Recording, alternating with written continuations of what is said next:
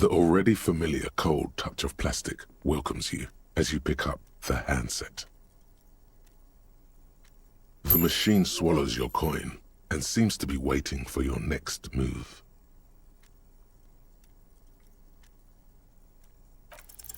Your fingers run over the dial pad. 005. That's the dialing code for Revachol. 4952, and a moment of hesitation before entering the final numbers.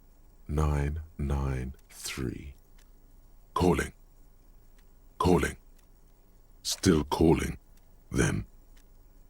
Video Revachol, 24-hour video rental. We rent 8 and 10mm film for home use. This is Lammy. How may I help you? The voice of a youngster on the other end sounds as enthusiastic as that of a man walking towards the gallows. Video Revachol is a 24-hour video rental. We rent 8 and 10mm film for home use. This is Lammy. No. Sir, I don't know. It's a video rental.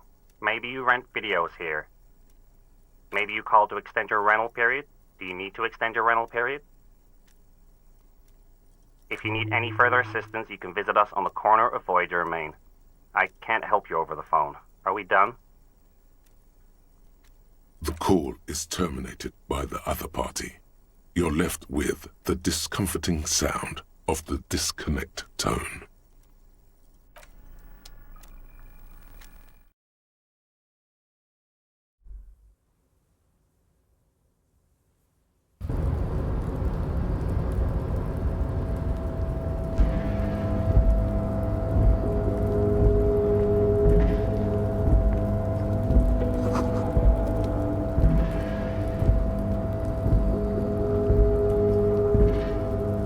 Tarpaulin cloak is still hanging on the railing. The white rectangle of the Revachol Citizens Militia is clearly visible on its back. As your fingers touch the tarpaulin, it almost feels like the cloak wants to deliver a message of comfort through your fingertips.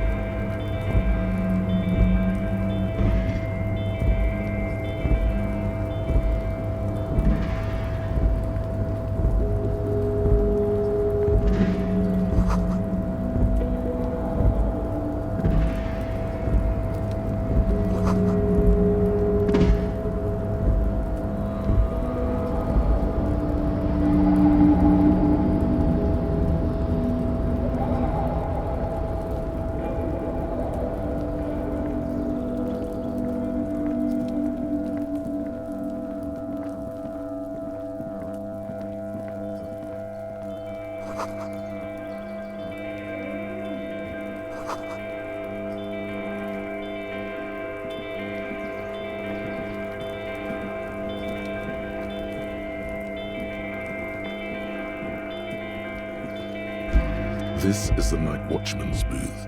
The name on the door reads, René Arnaud. Listen, it's okay to take a few minutes to yourself. Sit down and have a breather.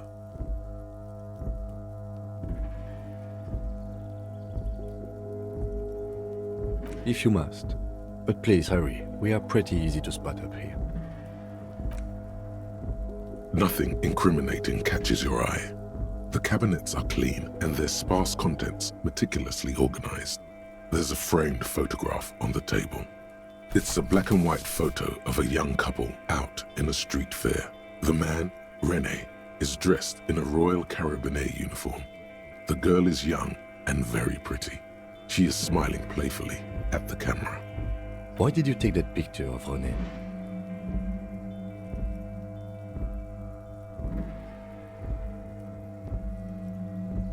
Fine, but let's move. I don't want to be seen snooping around here. The chair is not as austere as the rest of the booth, A thin grey pillow is attached to the seat, secured to the stiles by black ribbons. Stale air floods through your nostrils. Not a single mote of dust floats inside your lungs, though. The inside of the booth is immaculate. The drawers are empty, save for old timesheets and receipts. One small box, however, does hold some cheap painkillers. They are slightly out of date. Oh boy, where to start? Elevated risk of dementia, mini strokes, prophet's disease, sudden death, hair death, erectile malfunction, critical flatulence, watery blood, black mucus, uncontrollable weeping, increased sensitivity to la opera, inoperable joint disorder, total spinal collapse. Maybe this was a bad idea. I'm not here to tell you what to do, Detective. You take the painkillers. They are yours now.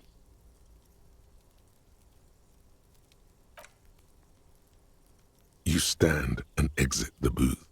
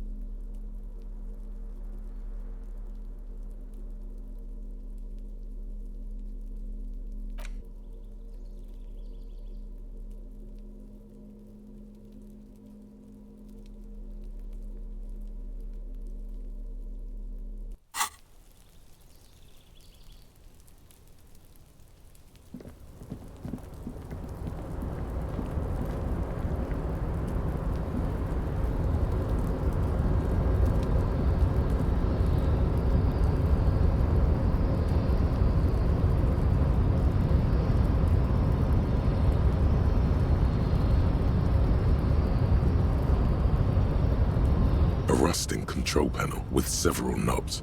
2 buttons marked Marche and Arrête are faded with use.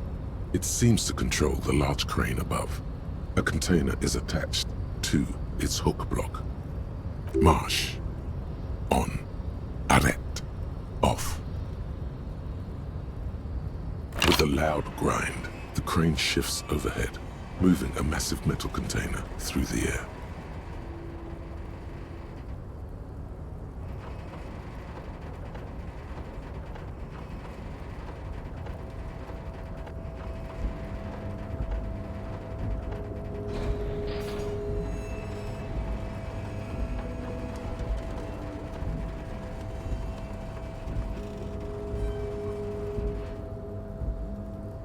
And with a surprisingly quiet thunk, the crane places the container down. The harbor sleeps as the strike rages in the distance. The crane can rest again, now that its purpose has been fulfilled. Moving this container, of course. For this purpose it was built. For this purpose it has acted, and now it will rest. I can't see how that was worth the ruckus, except for seeing the crane in action, which I admit was satisfying. The crane does not return to its original position. It does not move at all.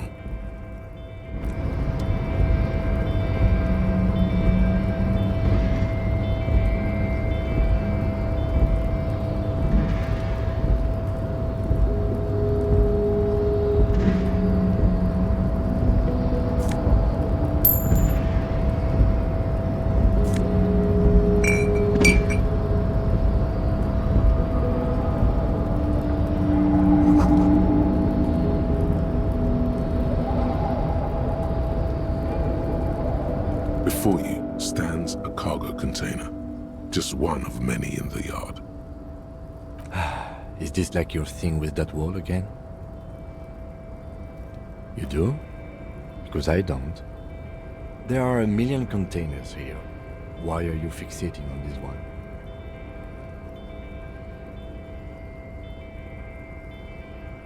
There may very well be, but we are not here to look for that. We are not here to interact with containers. We are here to talk to the Union, right? No reply. The knock produces a hollow ring of metal. Doesn't sound like there's anything inside the container. You attempt to turn the handle, to no avail. The doors seem to be mechanically locked. To your left, the lieutenant considers your actions with some puzzlement.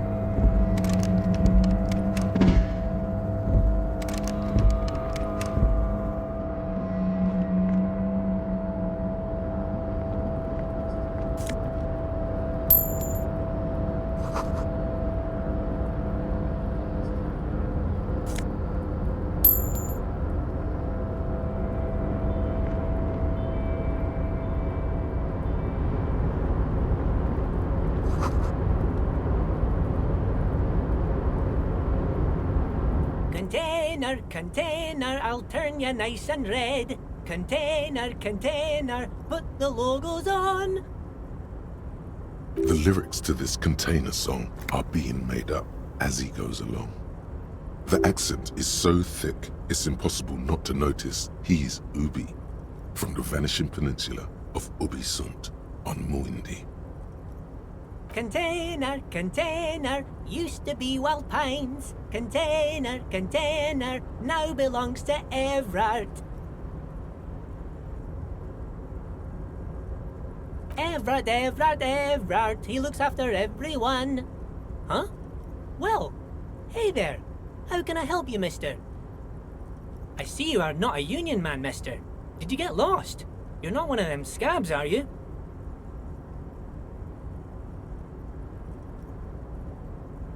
I mean, I don't personally mind. Folks is just folks, you know, and folks gotta eat. Just some of the other guys don't look too kindly on the scabbing kind, if you know what I mean, mister. Oh yes, born and raised in Irish, mister. Mum had to leave my dad after he got a bit violent.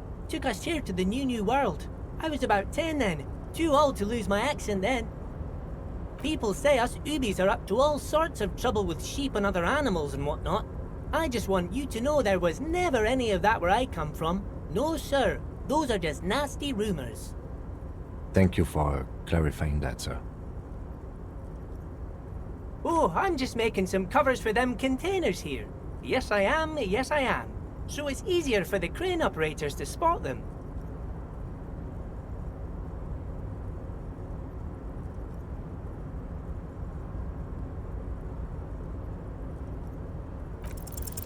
The containers in the yard are green in Wild Pine's livery, and the mountains rising behind Leo is all red in Union colors. It's like some red infection was spreading outwards from the container yard's core. There appear to be cisterns underneath the Union container covers.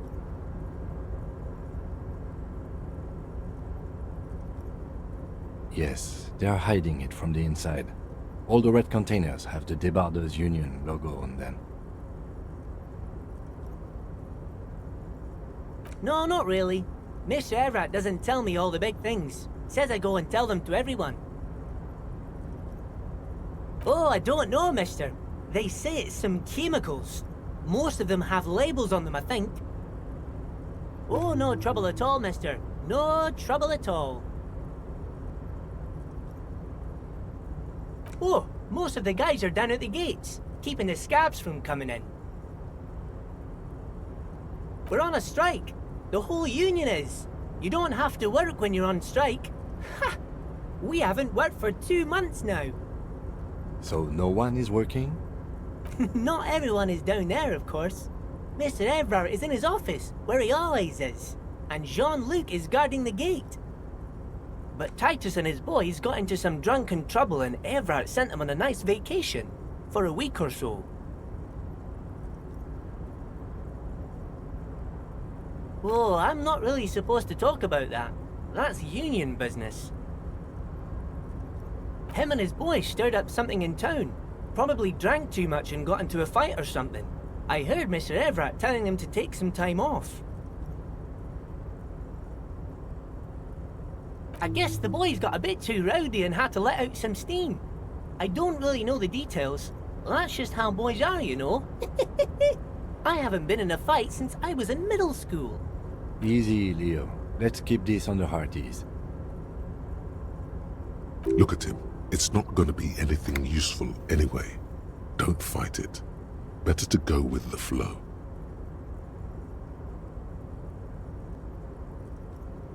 Too late. Leo's mouth is still moving and the words are spewing forth. Words, words, and look, even more words. This guy could go on till the end of days. Now he's talking about some drunk sawmill owner who, no, he already switched to a prized fishing rod he apparently owned at some point. You know what? Just cut in there with your questions. Yes, yes. Everybody needs a job, and this is mine. I'm Leonard, by the way. Leonard Bellick. But everyone calls me Leo. I'm like Mr. Everett's right-hand man when Mr. Edgar is out of town, and Mr. Edgar's right-hand man when Mr. Everett is away. Actually, Miss Beaufort is the right-hand man, but she's a lady. Who is this, Miss Beaufort? A real pretty lady with a skin like those Douai Sucre candy bars my missus likes so much. Them are real nice to suckle on once the dinner is done and me and the missus sit down beside the radio. But I can't listen to the radio all the time. There's so much to do around here and I'm always busy keeping things running here. Yes I am, yes I am.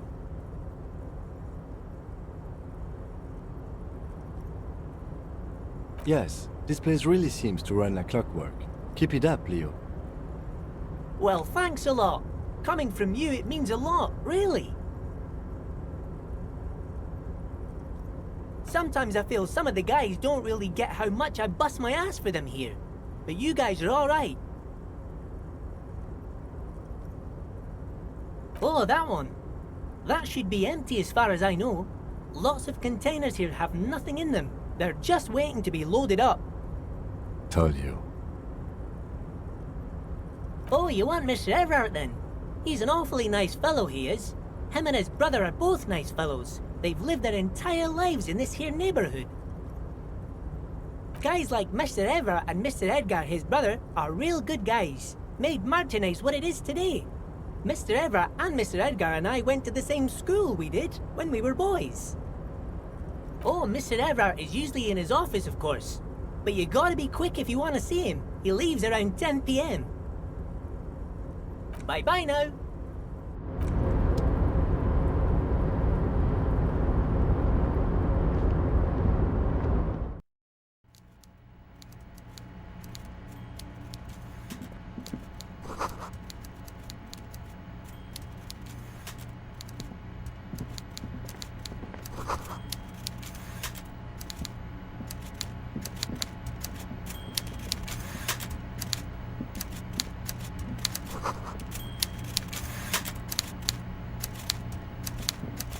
Before you is a walrus of a man seated behind a large desk.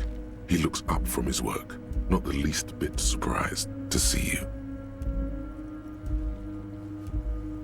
With great effort, he straightens himself up in his chair, yet says nothing.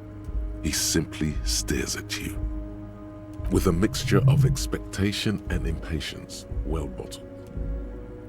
Welcome, Mr. Dubois, Mr. Kitsuragi.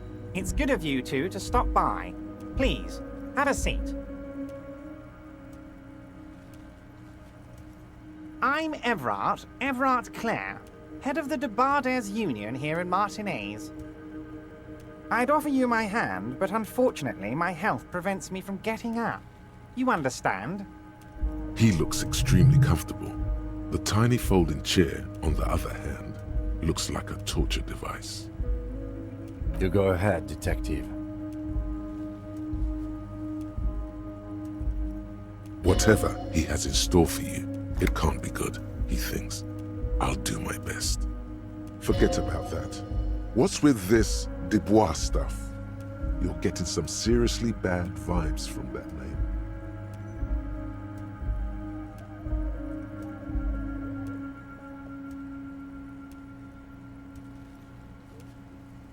Please, Mr. Dubois, let us converse in a civilized manner, as equals. Take a seat. I insist. It's nothing. Yes, that's probably right. It's nothing. Forget about it. Filter it out. Excellent, Mr. Dubois. I can see that you're a reasonable man, and reasonable men can be of great use to one another.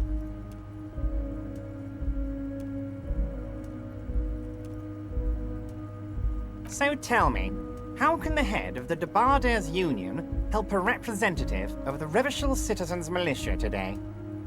The chair you're sitting on has got to be the most uncomfortable chair in the world. It's violating your backside. Oh, by the way, I heard you got a rather rude reception from a certain Lawrence Gart. Some people have no manners, it pains me to say. This should take care of that nonsense. It should be sufficient to cover your expenses for a few days and patch over your differences with the cafeteria manager. Go ahead, take it. Wow, that's 25 real. That's good money. You need it.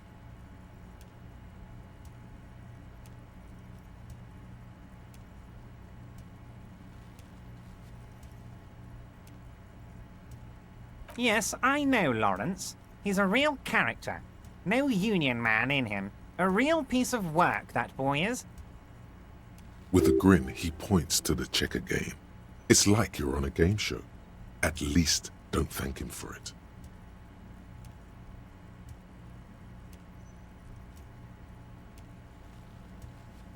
Is there anything you'd like to say to me? Or... No.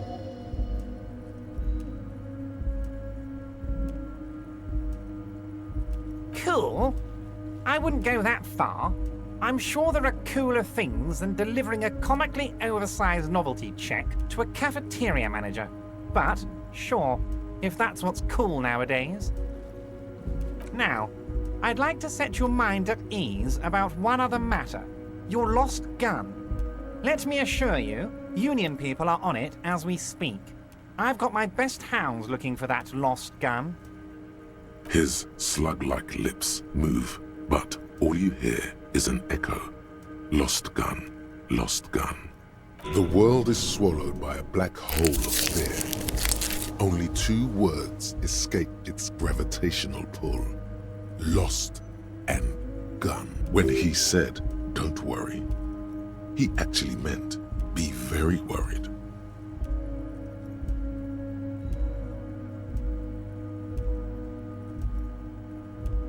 Are you all right, Harry? You say you got this, but you seem a little anxious to me. Don't be. Everything's going to be all right. It's not like you left it loaded. You didn't lose a loaded gun. Local children aren't out there playing with it right now, pointing it into their own mouths. It's in a safe place. I just know it. I have a feeling everything's going to be all right. It was loaded. There were 2 bullets in it. You always keep at least 2 barrels loaded.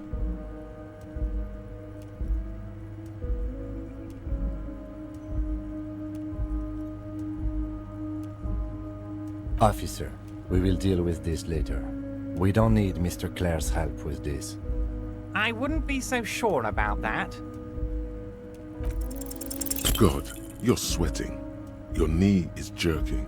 You're about to cry, aren't you? You're about to cry because you lost your gun, and those children are gonna shoot themselves with it.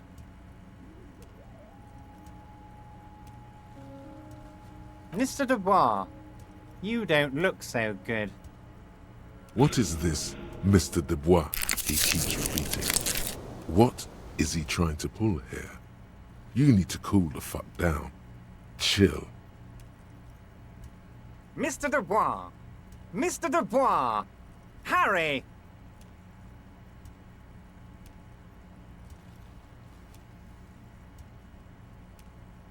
Mr. Dubois, are you okay? Can I get you a glass of water or something? Are you... Maybe you could use your hands somehow, in a kind of throw-in motion, like you're throwing that Mr. Dubois act right back at him. He's Mr. Dubois.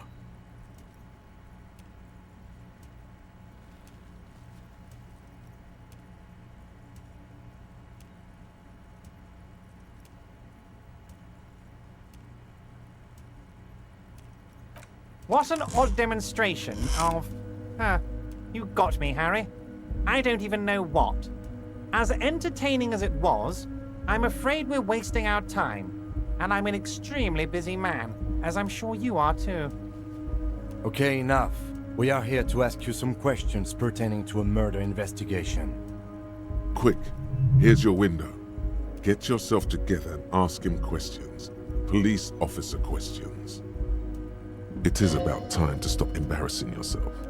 Questions will help you regain some of your lost dignity.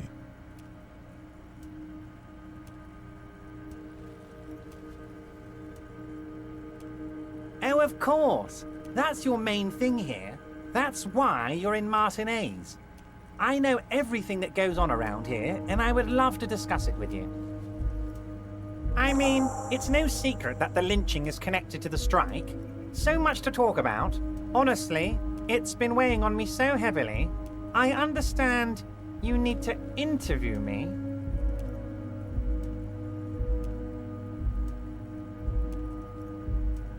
But there's a thing that's been keeping me up at night. I want to talk about the hanging. I mean, if we could just calmly talk, exchange information, we could blow this thing wide open. Yes, that sounds good. Let's do that. But I can't think straight with this thing weighing on me. You're police officers, aren't you? I have a crazy idea. You guys are basically door-opening machines, incredibly talented at opening doors. And I'm sure you're going to open this one with flying colors, Harry. This really is very simple, and there's nothing shady about it. An excellent opportunity presents itself, sire. You could win the trust of the arch-liar, pretend to play into his hand. Then, should you wish, bend his efforts towards your own.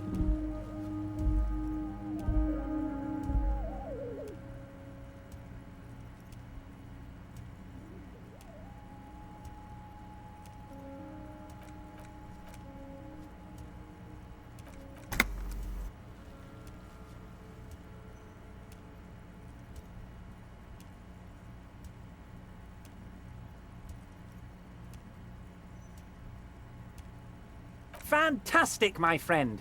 Just let me know when it's done and we can take our friendship to the next level. You can get the key from Manana. He's down by the gates. Manana's like a free agent in the Union. Special operations. Hardened socialist. A real free thinker, too. He'll tell you precisely where the door is. One last thing, Harry. Just open the door. You don't need to go in or anything. I just want that weasel to come home and see the unlocked door.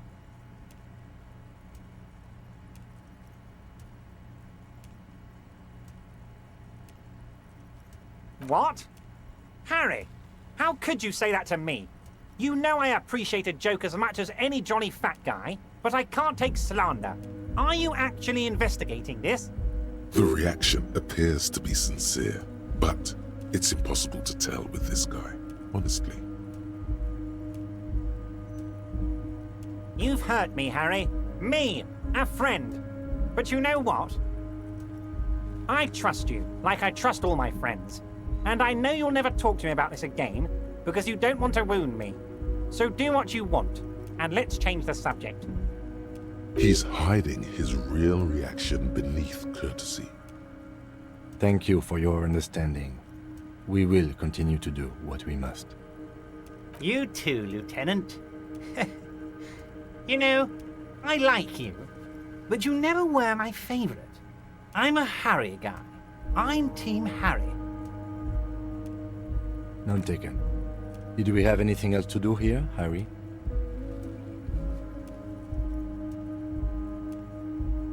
Honestly, I didn't want to bring it up, Harry. I heard you have become Measurehead's race pupil.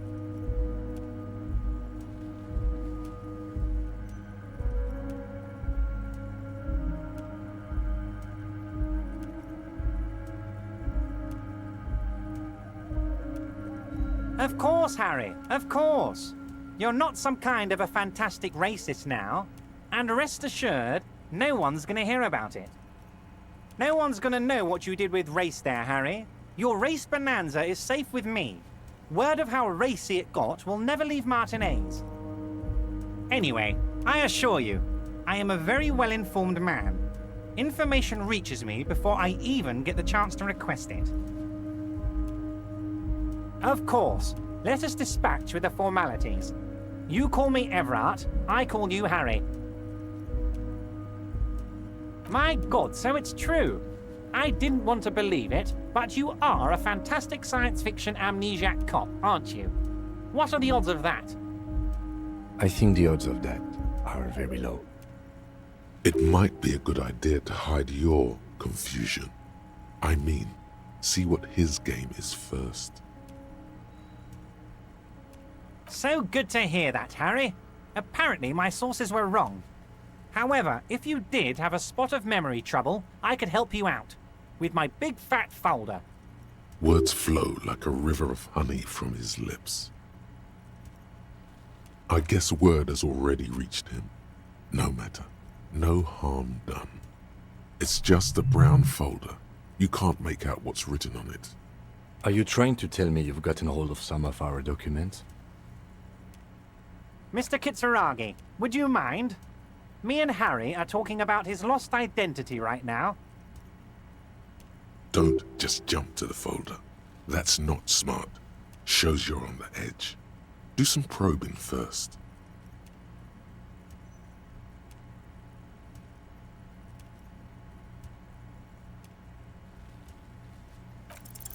As you look at the folder, Everard covers it with his hand and pets it. He's hiding it from you because it's not a real RCM folder. It's just another one of those brown folders you saw in the file cabinet. Okay, Harry, you got me. This is from the Census Bureau, not the RCM. Those Census Bureau people are absolutely corrupt. You should do something about them. He got the name from the Census Bureau, and everything else from your actions here in Martinez. Yes, Mr. Kitsuragi from the Census Bureau. Like I said, now I'm actually a very busy man. So is there anything else I can do for you, Harry? That means he doesn't really know anything about you. A pity. The mystery of you will have to remain a mystery for the time being. Yes, that's what I said. Try to keep up, okay? Let's move on. Yes, your lost gun. My best men are on it. They're turning every stone, searching every playground, asking kids, grandmas, everyone. Your gun will be found, Harry. Let me assure you of that. It's just a matter of time and effort. The only way to find it seems to be working with him. He might even be holding your gun hostage.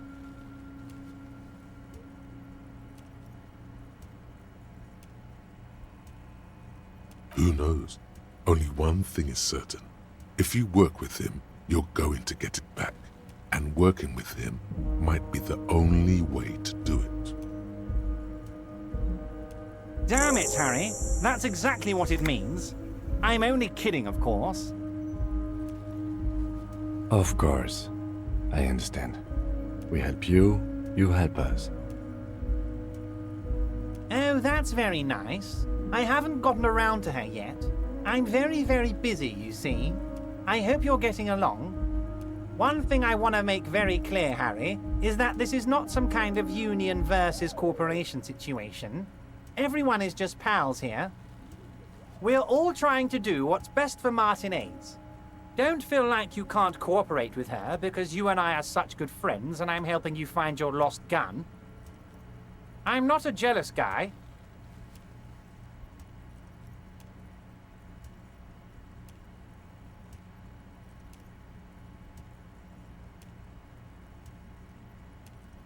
Vanished? Harry, the woman left her casserole in the oven and couldn't make it here in time for the voting. Oh, did I leave my casserole on? Better go home and check. The election can wait. When she got back, the whole thing was over. Wait, there was no mention of a casserole from Joyce. Harry, Harry, Harry. Do not fixate on this little matter. Maybe it was a rabbit stew, or a hairdryer, or an iron. The point is, her heart wasn't in it. Mine was. This particular brand of humor he has, it makes for a fine distraction. What do you mean, Harry? Nothing. I let him go.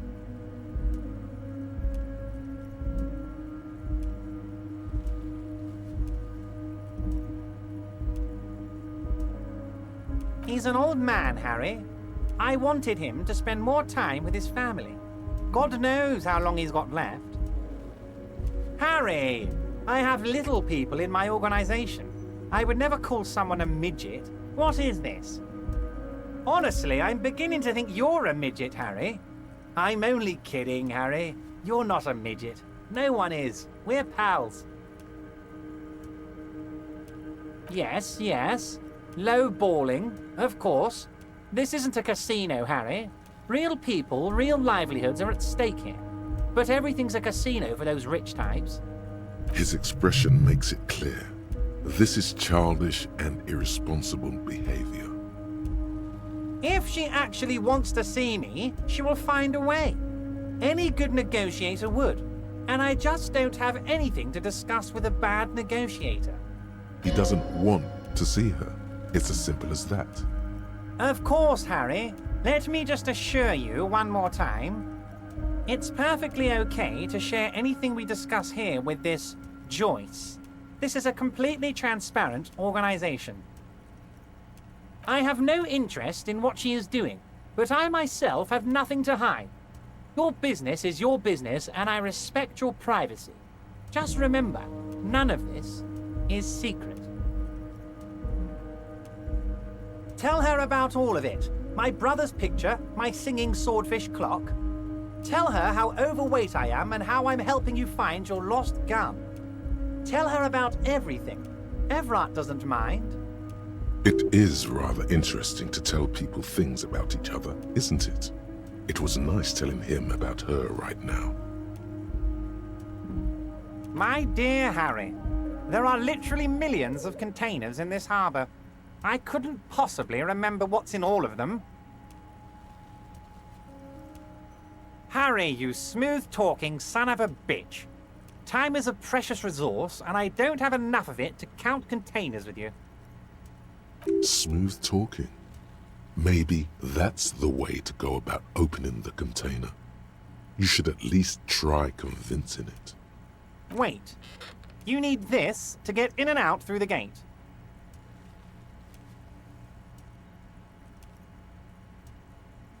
Here, you're one of us now. A real red and white union man. Take care, Harry.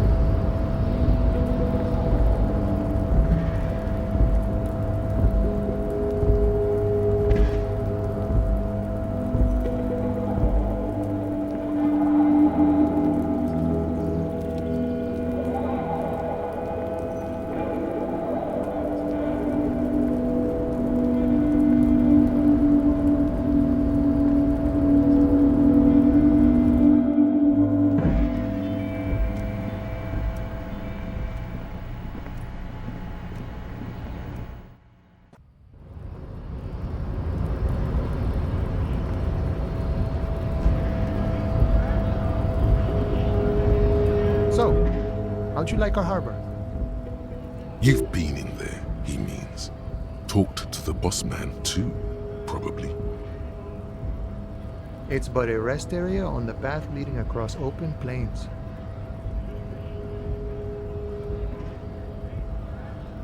Right. You talk to the boss, eye to eye, like men of the plain. If you have any more questions, I'm set to talk. The mercenary, eh? Who could have killed him? That's indeed the question. Why even do such a thing? The man whispers a jaunty tune. A coastal breeze ruffles his hair. A key, huh? What door is this key supposed to open?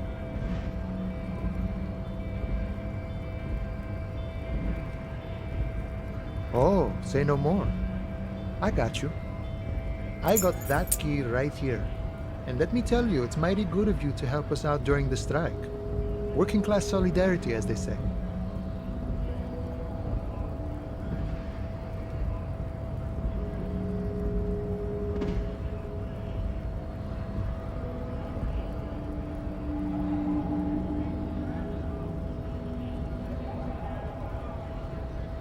Oh, so the none of the above type are you? I get it. I like to keep my distance too. But it doesn't matter. It's a good thing you're doing. Thanks. What you're looking for is a basement door behind the greenhouse. That's behind the whirling in rags. That's all I know. Our organization is what you call compartmentalized. Means we keep out of each other's business. Okay, but where did you get the key from? The janitor gave it to me. Nice fella. We talked about life and things that really, truly matter. None of this mess we're in. This jiving and juggling. What's it for? To feed our children, I guess.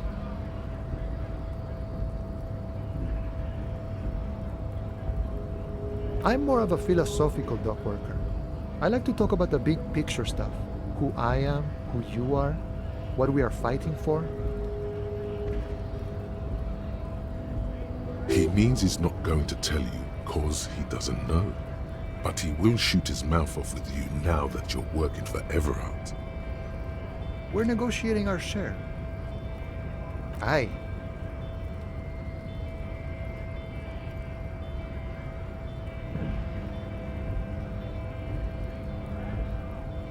This stuff, they already covered.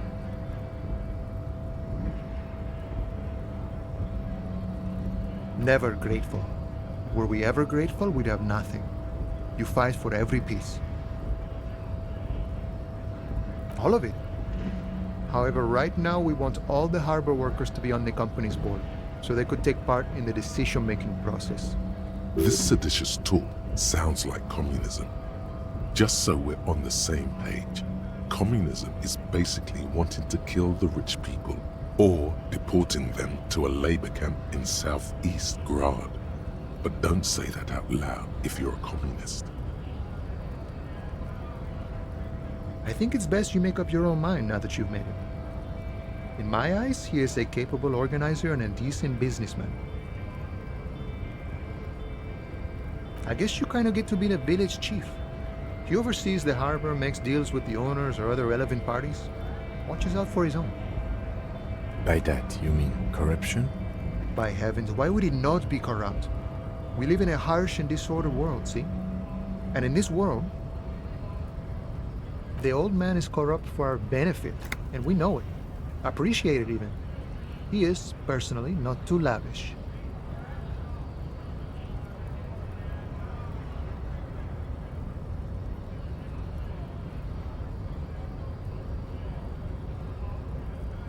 Okay, he's reasonably lavish, sure. That's his prerogative.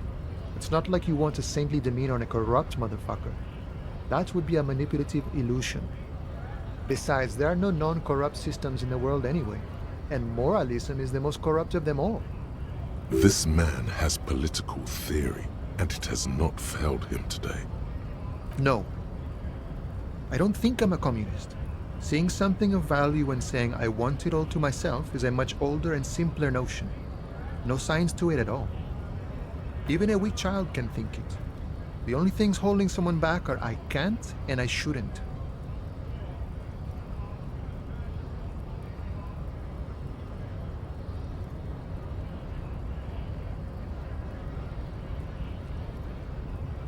then how can anything ever be mine?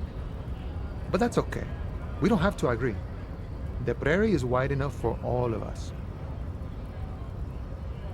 Sure, I've had the necessary free time. Fortunately, there's always time. The look in his brown eyes conjures up an understanding. For him, having command of his time is the most important thing. It all comes together now. The way he speaks about scabs, his general attitude. He's a follower of a 500-year-old Franco-Nigerian Boyadero code, itself an appropriation of Vespertine cool. That of a noble peasant or a traveling herdsman. True to yourself, independent in your actions, loyal to your friends. No.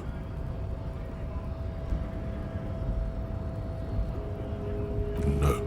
The man sits on the railing, his hands reaching far and wide. Yet it feels as if he could, effortlessly, go even wider, if need be, an endless torrent of time.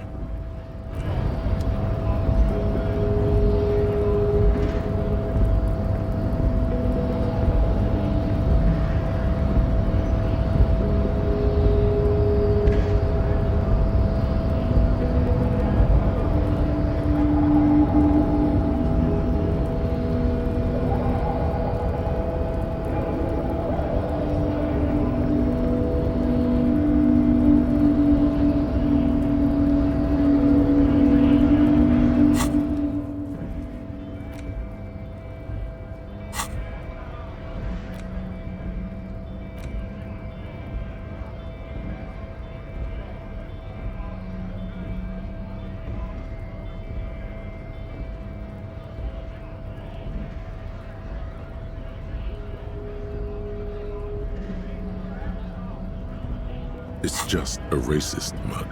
What's there to read here? Not much. Oh boy, here we go. What are you going to say about a broken, tossed-away mug that you dug out of the garbage?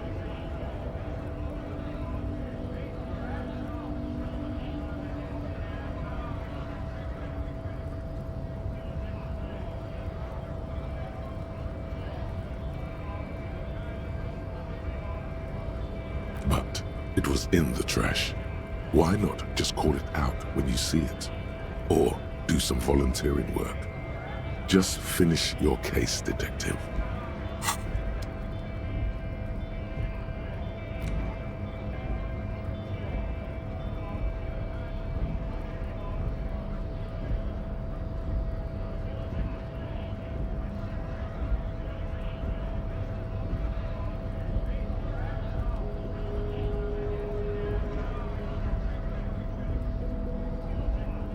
The front of this quarterly journal features a large satirical portrait of the late King Friesel. From the sides of his head, a pair of white antlers spread to the corners of the cover. Because Friesel was incompetent, foolish, and cruel. In short, the embodiment of everything the communards wished to overthrow. It's satire, you see. To your disappointment, there aren't any full-color pictures to direct your attention. Just column after column of closely set text, interrupted occasionally by little doodles in black and white. After rifling the pages with your thumb several times, you return to the table of contents. The magazine is divided into several sections: international developments, Kunst und Kultur, and local concerns. Just inside the cover, there's also an editor's note. Comrade, as you know, this journal takes its name from Mazov's immortal expression, du cristal à la fumée. This was his way of describing the way the rigid, crystalline structures of capitalist ideology turned to smoke under communism. But, like the structures of capitalist ideology, we too are at risk of going à la fumée. Unlike many publications which are content to spoon-feed their readers reassuring drivel, La Fumée is committed to telling the radical truth. even when that truth may drive away potential subscribers. Only 4 issues in, and it sounds like they've already alienated their readership. So please, if you value our radical Mazovian perspective on contemporary politics, culture, and international affairs, please consider subscribing today. Yours in struggle, the editors. You flip back to the front of the magazine. The table of contents unfolds before you. This section includes a long, tedious critique of the latest round of free trade negotiations between the EPIS nations and the Free State of Semenine. You also skip over an article about heavy fuel oil smuggling along the Messina border, something about bear wrestling in Samara, book riots in Yugograd. Face it, you really aren't interested in foreign affairs. You're not even sure where most of these countries are. You flip back to the front of the magazine. The table of contents unfolds before you. It takes a moment, but gradually it dawns on you that Kunst und Kultur must mean arts and culture. Why they decided to title this one section in Volda is beyond you. As you leaf through this section, you come across several reviews of recent radio plays, as well as a brief artist spotlight featuring a local artist identified only as CS. The main feature, though, is a long essay titled Tip Top Tournée, a critical Mazovian perspective. The Tip Top Tournée is an inter-Isolari racing series, mostly known for its high speeds, ludicrous sponsorship deals, and high death toll. In Revachol, it's held quadrennially on the prestigious Zero Carousel racing circuit. This so-called artist spotlight is really just a brief Q&A, made all the briefer by the subject's evident hostility to her interviewer.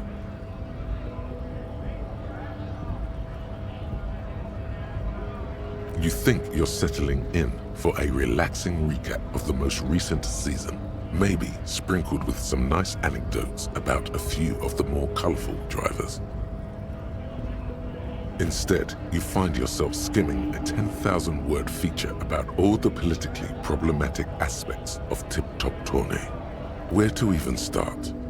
For one, there's the crass commercialism of its sponsorships, and then there's the practically criminal emphasis on deadly motor crashes.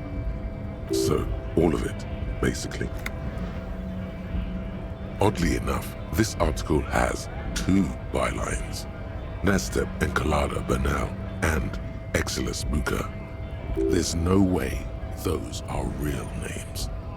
Have you ever met anyone named Exilus? Come on, they're plainly pseudonyms. More than that, they're likely anagrams. Under capitalism, the article says, every pursuit has its price. Every pleasure, even one as elemental as the joy of racing others around a track, is reduced to an advertising opportunity. Thus, the so-called tournée becomes a competition between increasingly meaningless brand signifiers. Your discount laundry detergent racing against a pack of Astra cigarettes, or even a Fritta. And that precisely is what's problematic about it. Were it not for the promise of random, spectacular violence, audiences would quickly lose interest. At the end of the day, it's the destruction of these 750,000 real races that you're really watching for.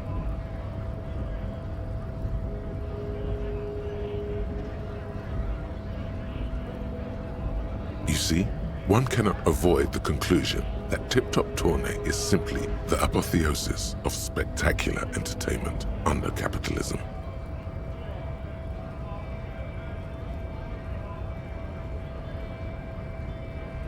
I can safely say the thought had never crossed my mind, Detective.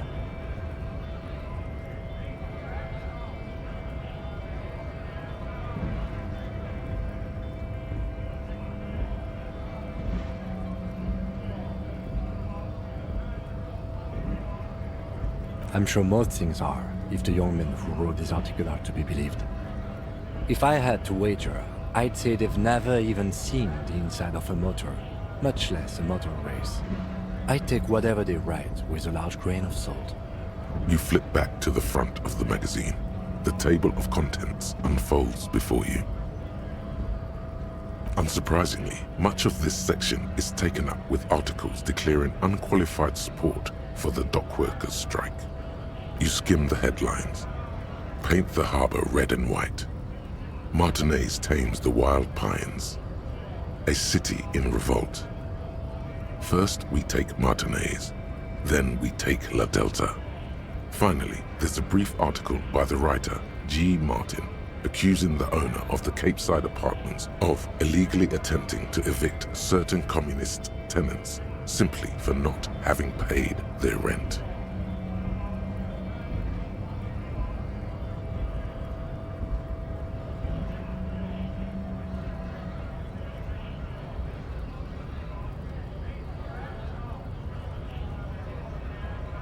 According to these editorials, there can be no accommodation with the forces of international capital or their mucilaginous allies in the coalition. Judging from the context, it's something very large and fundamental. You should probably know about it already, honestly. You flip back to the front of the magazine. The table of contents unfolds before you.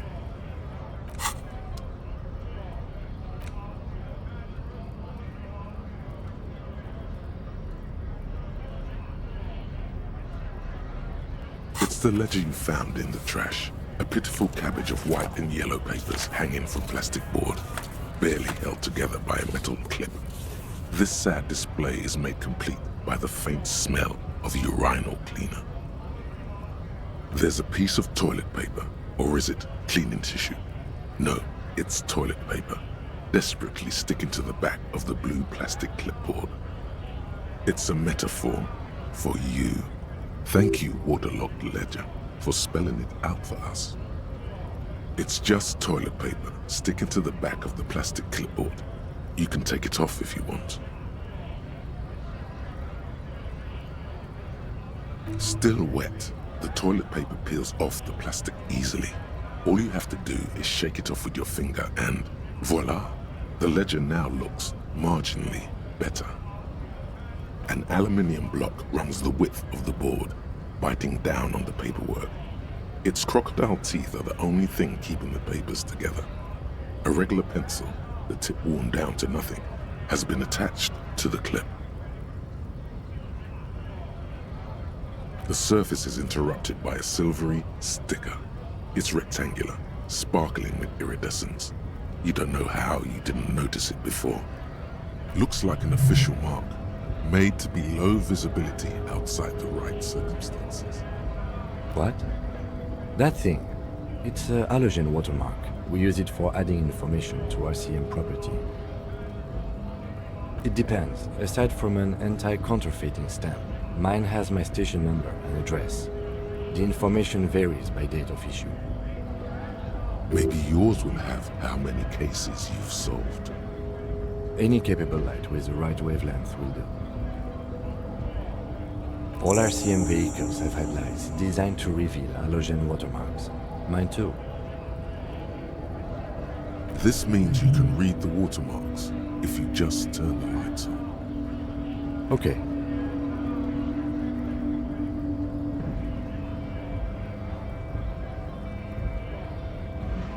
While a bunch of sodden papers sag from the clipboard in your hand, it's a sorry sight. They're not exactly white. They're yellowed in patches by sunlight and alcohol and covered in dense blue handwriting.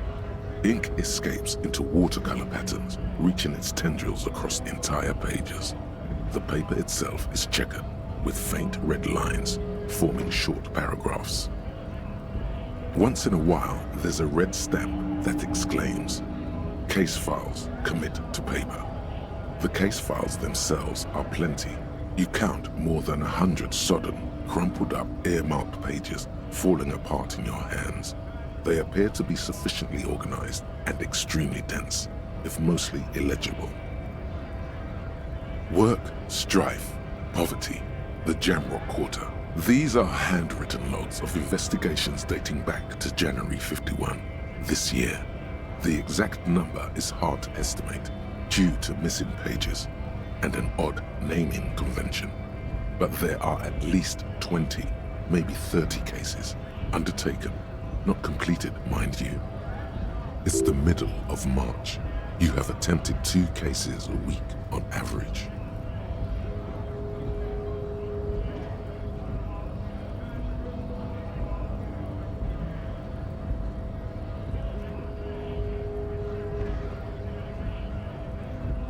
Huh? 2 complex cases to undertake is a lot, yes. You really have to push yourself. I would not suggest it, lest you start making mistakes. 2? That's a lot. I didn't mean to say you are making mistakes, by the way. It was presumptuous of me.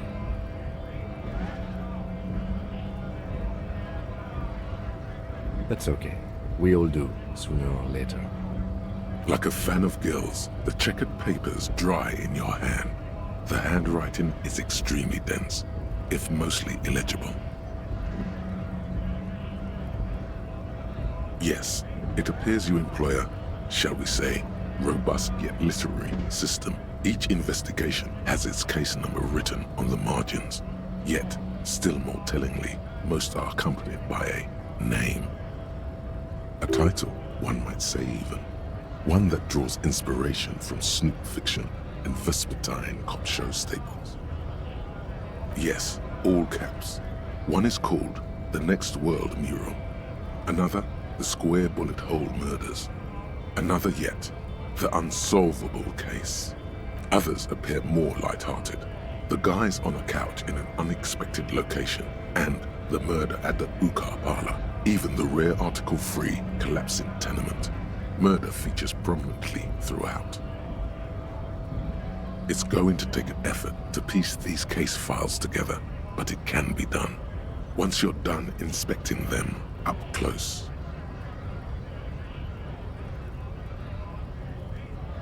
You mean the alphanumeric? Officer, precinct, time of arrival at the scene? Oh, you mean the titular? Yes, well, so do I. In our defense, almost everyone in the RCM does. It's a holdover from the early days of the RCM, right after the revolution, when the organization had little idea how to do things. It persists in an unofficial capacity. Officers use these titles to refer to their work among themselves. Again, in your defense, I seem to have named one, the man with the hole in his head. That was a real person. His death was real. Still, I named it that, to amuse myself. I pray his loved ones never find out. Rail spiked through the head. He died. It was a workplace accident. There is, for precisely one more. 15 pages near the end remain untouched by the damage. The checkered grid forms a structure of passages, breaking the case into subtasks to accomplish. Once all the tasks are accomplished, the case is complete. Sadly, the ledger only comes with an old, worn-down lead pencil. It's unfitting of this monumental event. The ledger only comes with an old, worn-down lead pencil. It will do, barely. But the lieutenant looks at his blue notebook. 2 fat, shiny pens hang from the binder, like large caliber bullets on an ammo belt. He is not really saying anything, just standing there, looking at them. Know that I give this to you with resentment. The tasks you've completed flow out of the blue oblong pen in a brash freehand uncannily similar to the rest of the letters. The wording comes easily. It's almost robotically simple, a language developed for mental rigor and simplicity. Inspect the victim's body. Interview the cafeteria manager.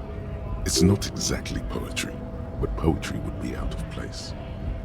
A satisfying slash sounds across the paper. You're done, it seems to say. And you, and you. You're a swashbuckler with that pen, Harry, and it feels good. Feels like completion. Things to be done and things already done. The composition of reality. This is an extremely useful tool for a detective of the Citizens Militia. Now all that remains is to name the case. No, actually. Any ideas?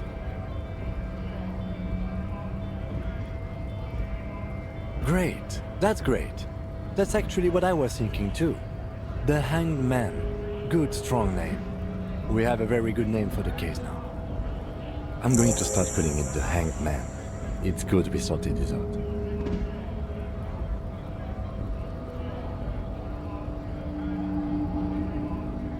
You don't exactly close them, so much as distance yourself from the smelly papers. They're a little further from your nose now.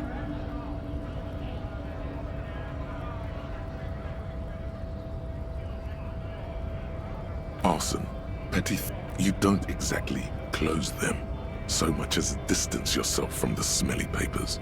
They're a little further from your... Yes, you can piece them together using the alphanumeric code on the margin. It always begins with HDB 41, then date of initialization and time of arrival on the scene, followed by the title.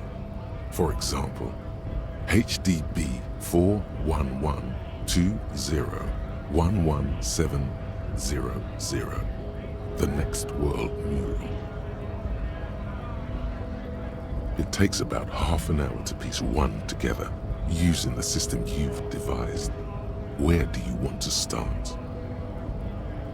This one is relatively easy to reconstruct. Overnight on 1202, a graffito, nay, a mural, appears on an 8-story tenement overlooking central Jamrock. The building is a sparsely inhabited ghost tower, part of a failed real estate development called Grand Couronne.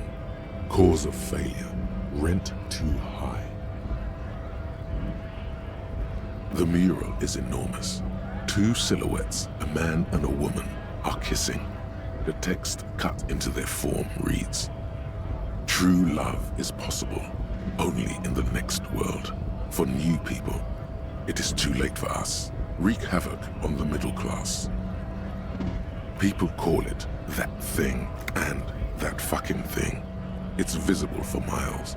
In 2 days, the station's complaints desk gets clogged with requests to remove the bummer.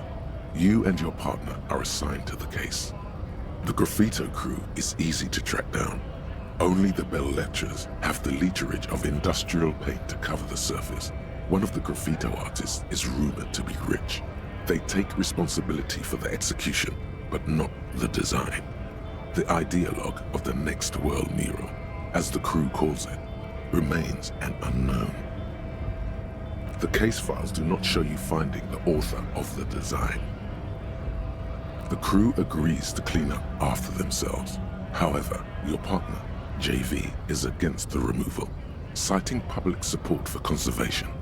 This leads to a debate in Precinct 41, which then spreads to the streets of Jamrock, ending in a rare plebiscite organized by you and the rest of Row 3.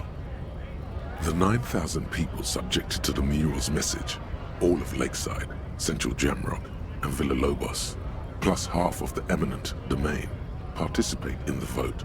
Although the case begins with what appears to be a lot of rambling on the streets as to how juvenile and stupid the mural is, given a choice between 2 options.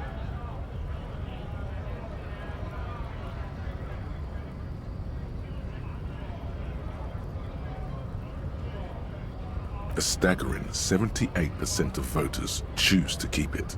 Turns out the opposition were a loud minority, and that love truly is possible in the next world for new people, and it is too late for us.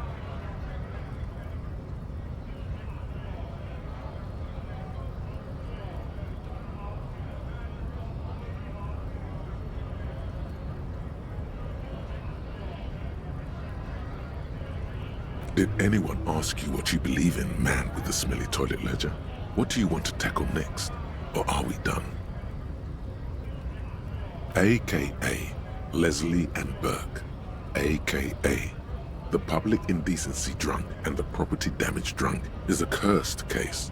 It has been passed from unsuspecting officer to unsuspecting officer for 10 years. On January 29, the unsolvable case made its way to you. Why you accepted it, it is unclear.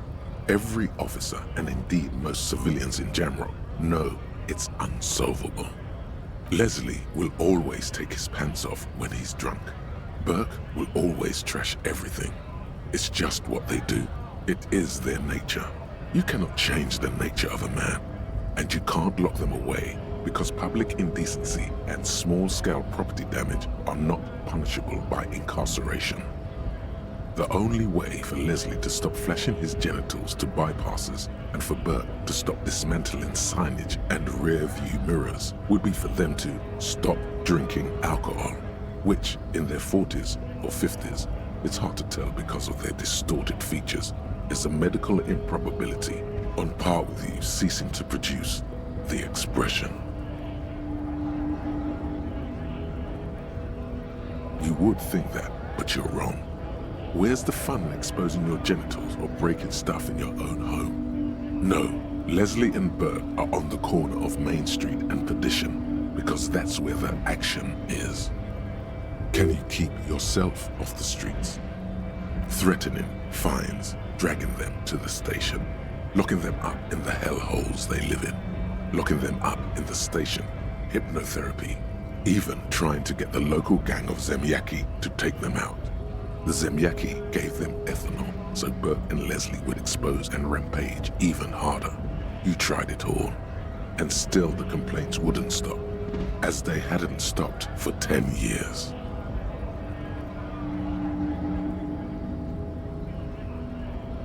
It's plain to see from the files that you, Satellite Officer JV, and Special Consultant TH had more important cases to attend to. You uncover cross-reference to several ongoing investigations, each brought to a standstill every time you drive down Main Street. Because there they are, on the corner of Perdition. And what is Leslie doing?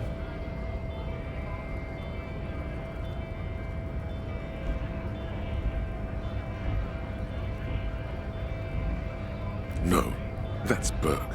Leslie's shtick is flashing his genitals, remember? How will you ever solve the unsolvable case if you can't even get that straight? Well, turns out it's pretty simple. The case becomes considerably less comic one day when Burke takes a swing at your ledger. He must have confused it with the property he likes to damage, but the joke's on him. You're also drunk. Drunk out of your mind on potent Pilsner. You slam the hardened plastic board in his face, then proceed to beat him unconscious with it. In the process, the ledger sustains damage. The compartment within, reserved for permeable documents, is jammed shut. You stop your assault on the now unconscious Burke to open it, but are unable to do so.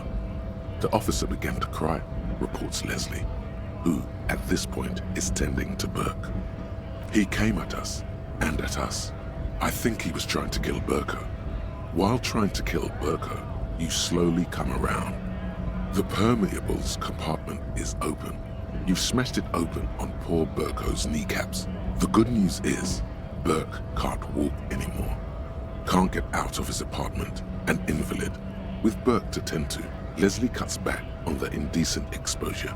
Maybe he flashes his genitals to Burke. Who knows? But both drunks are off the street. The complaints stop. The unsolvable case is solved. Which is also why the officer responsible narrowly escapes a disciplinary hearing. The end. Do you want to read another one? It would be very interesting to read about these, wouldn't it? I mean, there seems to be a square-shaped entry wound in the victim's forehead. She's been sitting there for weeks on her rocking chair with a square hole in her skull, staring at the wall, her mouth agape. That's all you got. From the half hour you spent piecing it together, all you know is the entry wound was square-shaped. You never found the bullet. And then another body showed up, also with a square hole in his forehead. Who knows? Those pages are missing. What next? One day you may still catch the man with the square gun.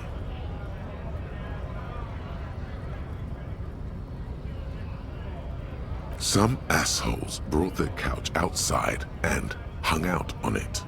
In the middle of the street, on the roof, on the hillside by the motorway. You know, at an unexpected location. They were young, and they thought they looked cool on it. Insufferable dicks. Young people are the worst. So anyway, you got a complaint about the damn sofa, or couch, or whatever it is. They were leaving it out in all these unexpected and whimsical locations. They took it to where they also took photos of themselves on it, and smoked cigarettes, and drank coffee because they felt it's intellectual.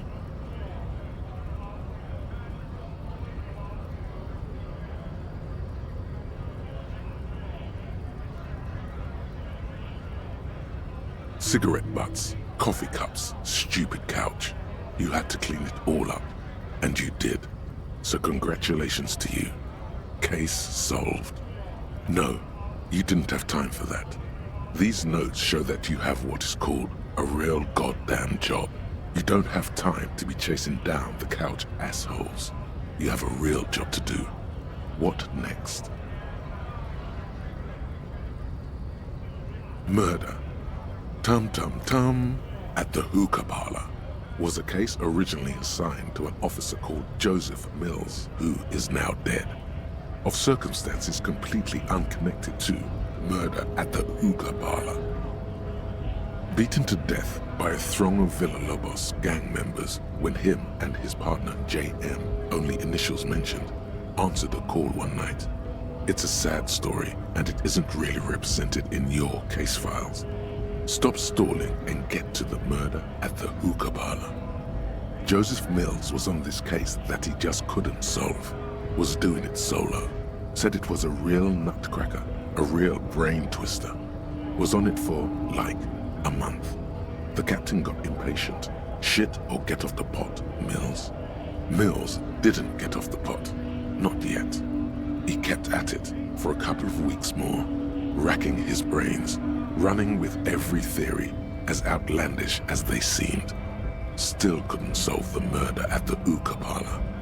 Tough case, he said. Toughest he's ever had. No, he was awful.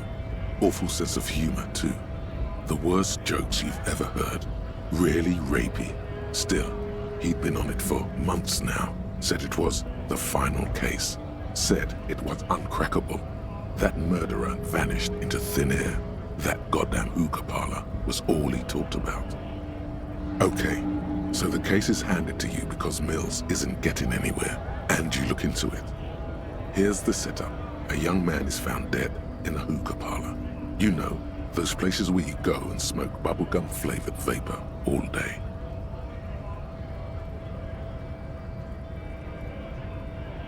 No, it's soot and water vapor. It doesn't do anything. Yeah, so anyway, young man in his 20s found with his skull busted open, right on the floor of the hookah parlor, in the middle of the day. No one else is in there, only client that day. In perfect health too. Some kind of movie producer. No one enters, no one exits. He's just sucking on his watermelon hookah all morning, all noon, like he usually does. He's a regular. No calls, nothing, just sucking on the hookah until 15:45. Then bam, he's dead on the floor with his skull busted open, blood everywhere. What happened? How can... Mills has no idea. Invisible assassin, movie deal gone sour. Girl at the counter did it. Nothing fits. Eerie. Man just dropped dead. So you go to the parlor, you see cushions around the table. Tables low, heavy, really sharp edge. See? You can't even read the thing without solving it. Yeah, it was that. Turns out hookah does do something.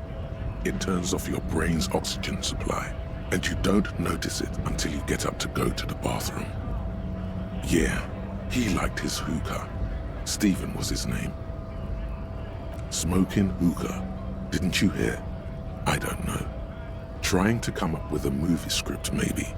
Anyway, that was Murder at the Hookah Parlor.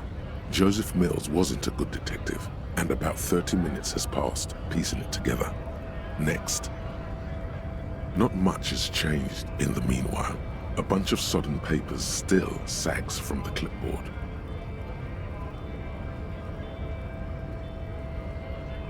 It takes about half an hour. Not much has changed in the meanwhile. A bunch of sodden papers still sags from the clipboard. In the back, you see thin, translucent copier paper.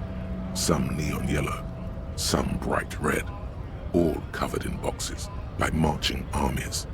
These look like official forms, waiting to be filled out. Then rip them from the binder and hand them out, according to type of form. 3. The topmost are misconduct fines, the middle ones are station calls, and the bottommost are field autopsy forms. Each is easy enough to make sense of. You don't have to be an intellectual giant to do police work. A monetary penalization ranging from 20 to 250 real.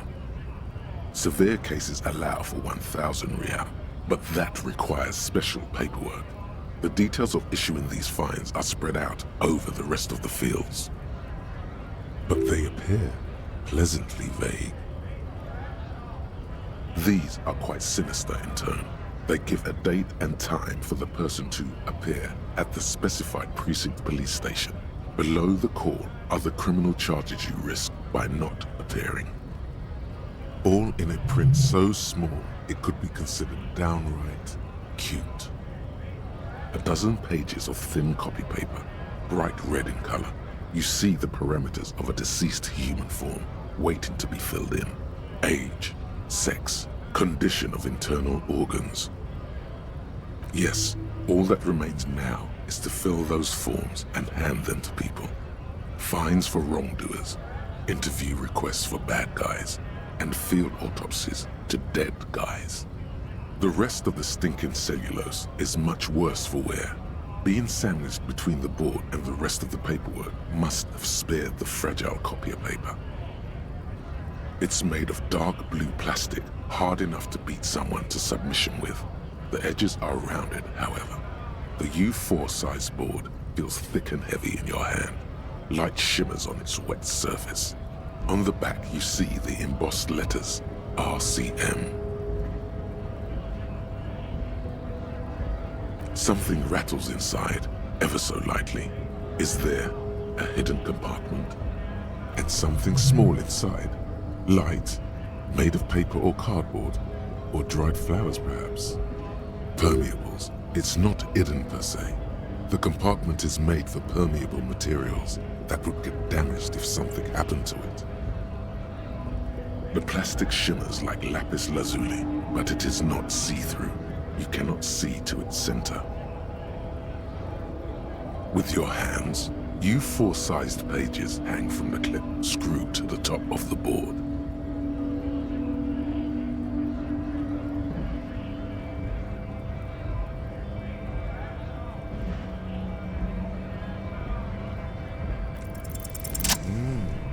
The two sides of the board appear slightly misaligned, like a drawer that's come off its slides.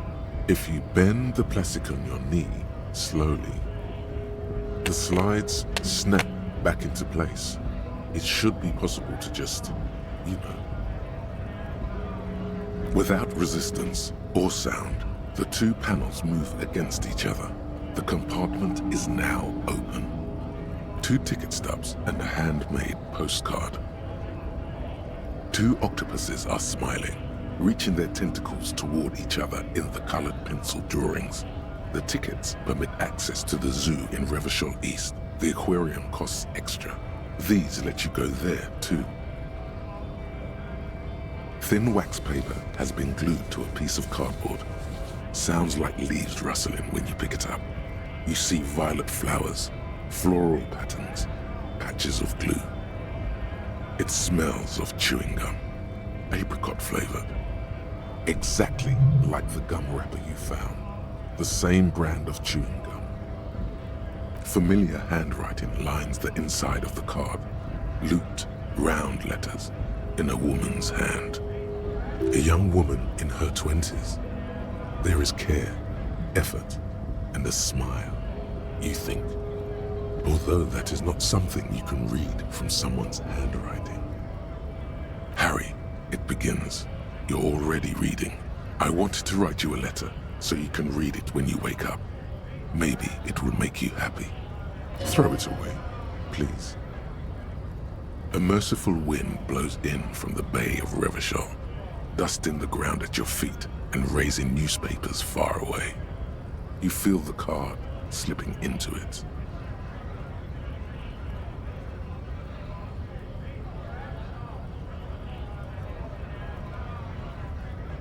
Your hands shake, holding onto it.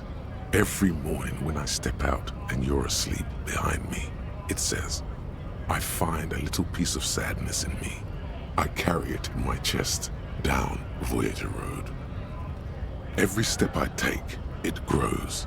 By the time I reach the fuel station, it has filled me entirely. I step onto the light rail and look back. Sparks fall from the bow collector. I know it will be like this until late afternoon when I get off the 42 and walk back to you. You. Every step I take will get lighter. It almost makes me run. Sometimes I do. I can't believe I met you. I can't believe the happiness I feel with you. You have a vast, vast soul, and I will always, always, always come back to it.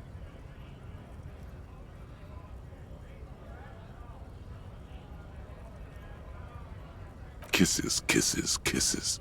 You feel the air sucked out of your lungs and the blood sucked out of your head. Everything around you gets dark. Small white dots appear. Sparks fall like snow from the bow collector, a streetcar distancing. You feel the ledger slip from your hand. No, hold on. To what? There's nothing. Detective, is everything all right?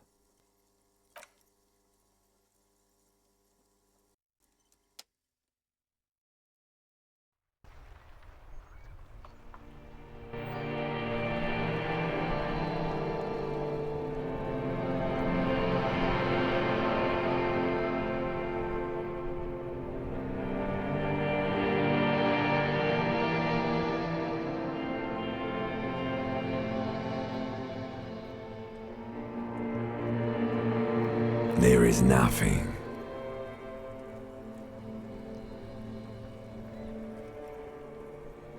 Again. Nothing sad, brother. No treachery, just blackout.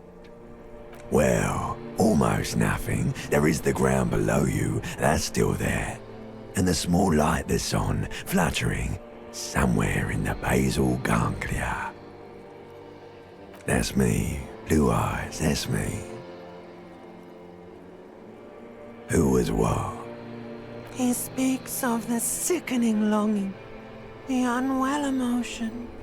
Even in the darkness he's grasping for it. Still trying to hold on to the great sorrows slipping in the water. Slimy. The cool when you're dead, brother. Here in the paleo-mammalian cortex, we call it the shadow. Because it's always there. Tell him. Ah, yes. In the olfactory system, they call it the apricot chewing gum scented one. It's unhealthy of them to linger on it so. But as they say, what do you do? It didn't smell nice. It smelled like betrayal.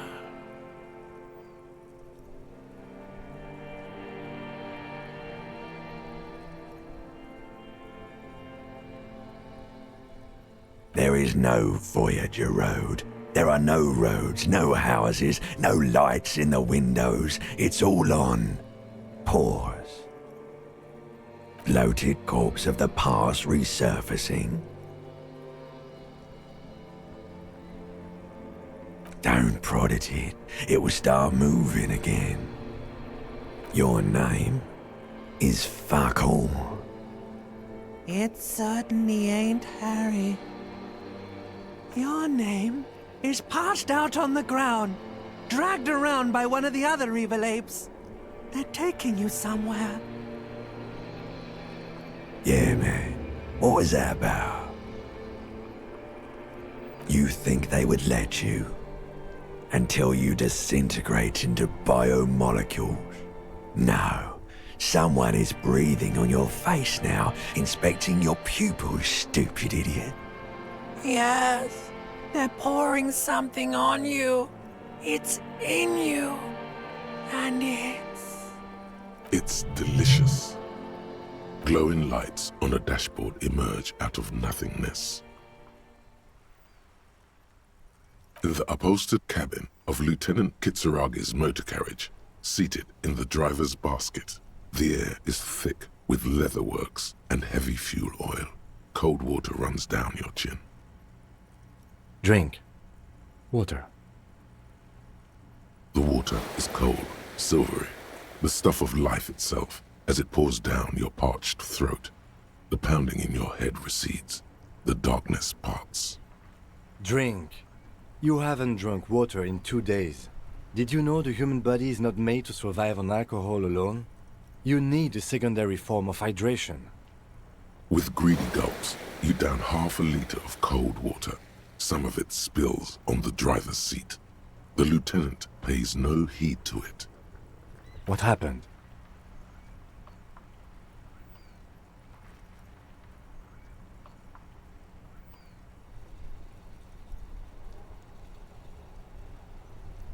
You were reading your paperwork. Then you passed out. I carried you to my kinema to take you to a hospital. Then you... 10 minutes, maybe. That does sometimes happen. He replies with such understanding, it's as if the burnt-out ruins of the past were an occupational hazard. Athlete's foot for cops. You dropped these. Are you okay to proceed?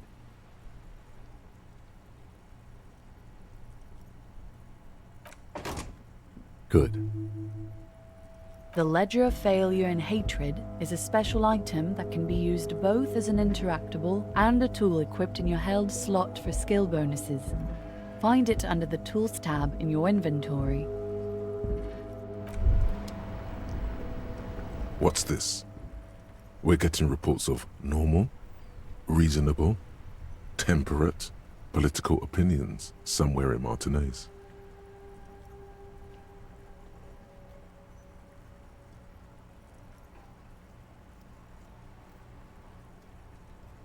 The air suddenly feels calmer, more transparent in a strangely tender way. Perhaps it's the hangover. Perhaps it's a temporary surge of serotonin. But it's time to become a citizen of the Kingdom of Conscience.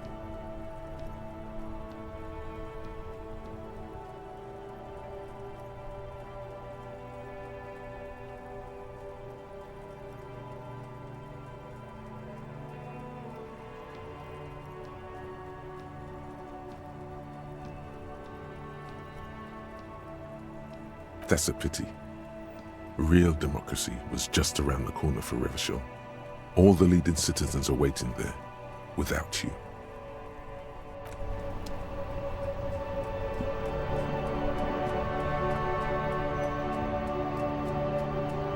We should think about calling it a day, maybe. The nights are still miserably cold this time of year. You should take care of that, then. Let's talk to him anyway. An officer of the RCM shouldn't be sleeping in the streets. We'll figure something out.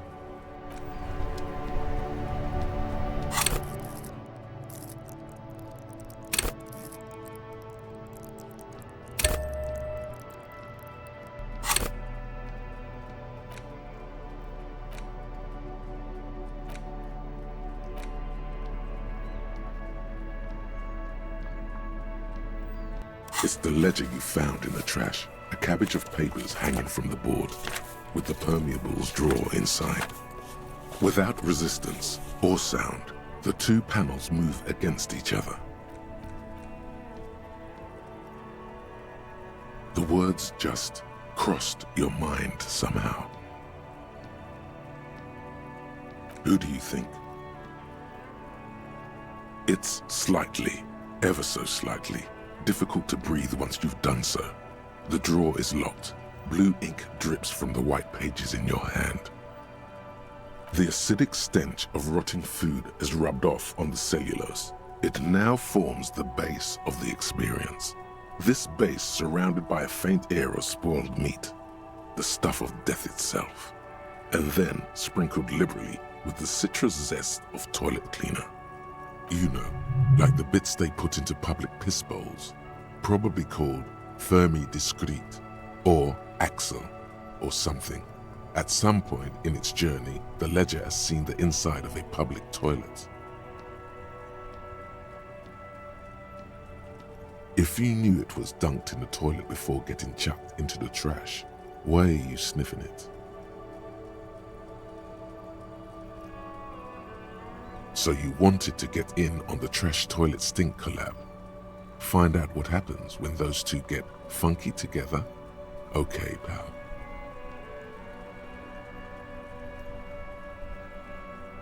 Yeah, turns out your nose doesn't like self-indulgent literal shit huffing. Quelle fucking surprise. Come on, no more. The ledger is going back down, away from your nose now.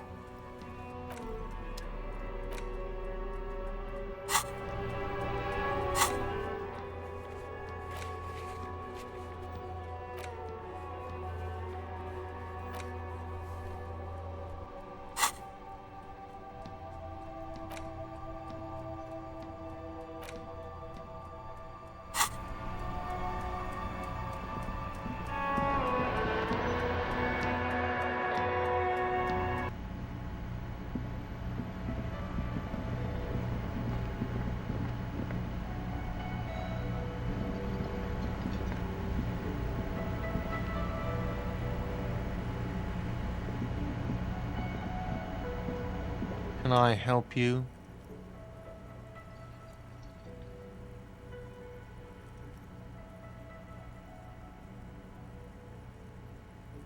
Yes, have you got it? You must be joking, right? You come here, trash everything, and now you try to pay with a novelty check? This isn't a game show. I'm not going to accept it. You owe me cold, hard money. I want to see that money in the palm of my hand. Every single cent. You can cash it in at the local frit near the harbor gates, though it might not be enough to cover it. And come to think of it, Frit's probably closed at this hour. They are open from 7 to 11. Like what? I was rarely enjoying talking about the money you owe me.